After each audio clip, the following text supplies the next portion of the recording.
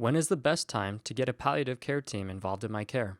Well, one thing we know from the palliative care literature is that unfortunately we tend to either refer to palliative care consultants way too late in the course of illness or not at all. And part of it is because of the question that came up earlier around whether palliative care is just another term for end of life care.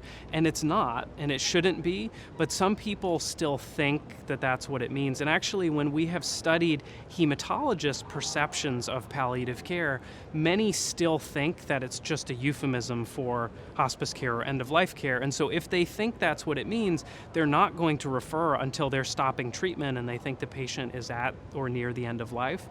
Really, what we should be doing and what the evidence base most supports now is referral at time of diagnosis of a serious illness like an acute myeloid leukemia or some other hematologic malignancy or advanced solid tumor. And in fact, that's actually what's in guidelines from various professional societies, including the American Society of Clinical Oncology and the Oncology Nursing Society. The problem is we don't have enough palliative care specialists to actually see every person with advanced cancer or serious illness or even AML. So sometimes we may need to be more judicious about it depending on the local environment. And in that context, what I usually recommend is that the referral be based upon the needs. So if we know a patient's going to have a lot of symptom and quality of life issues, like with high-dose chemotherapy, we should probably call when we're starting that treatment.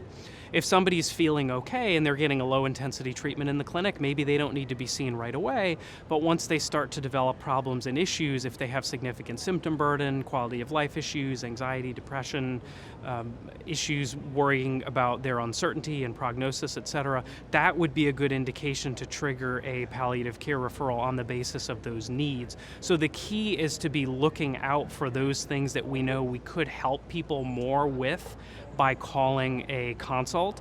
And often we don't pay enough attention to those unmet needs in the clinic because it's so busy and we're so worried about the laboratory values and prescribing the medicines and dealing with the complications and the supportive care that there's kind of not enough time and energy left. And that's actually probably part of the magic of integrated specialist palliative care, because it's an extra person and an extra team that can focus exclusively on how that person is feeling and doing and provide an extra layer of support to make the experience better, not having to worry about all the medical complications and issues.